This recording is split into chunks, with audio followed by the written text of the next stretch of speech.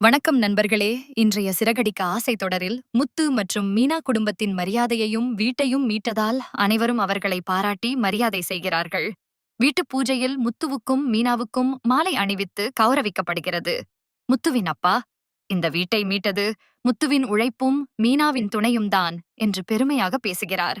வீட்டின் பத்திரத்தையும் குடும்பத்தினரிடம் பாதுகாப்பாக ஒப்படைக்கிறார்கள்.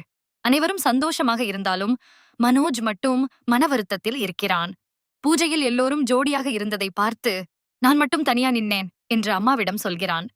ரோஹிணியுடன் நடந்த பிரச்சனையால் தான் வாழ்க்கை இப்படி ஆகிவிட்டதாக வருந்துகிறான். அவனுக்கு மறுபடியும் கல்யாணம் செய்ய வேண்டுமென விஜயா நினைத்தாலும் முதலில் ரோஹிணி விவாகரத்து தர வேண்டும் என்று மனோஜ் கூறுகிறான்.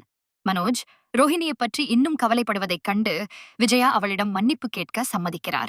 மனோஜ் போன் போட்டதும் ஆரம்பத்தில் விஜயா மெதுவா பேசுகிறார். ஆனால் சில நிமிடங்களிலேயே கோபம் அதிகரித்து ரோஹிணியை கடுமையாக அவமானப்படுத்துகிறார். நீ என் பையனையே ஏமாத்திட்ட என்று திட்டி பேசுகிறார். ரோஹிணி அதிர்ச்சியுடன் அமைதியாக இருக்க மனோஜ் மிகவும் பதட்டமடைகிறான். இந்த சண்டை இனிமேல் குடும்பத்தில் இன்னும் பெரிய பிரச்சனையாக மாறப்போகிறதென எபிசோடு முடிகிறது.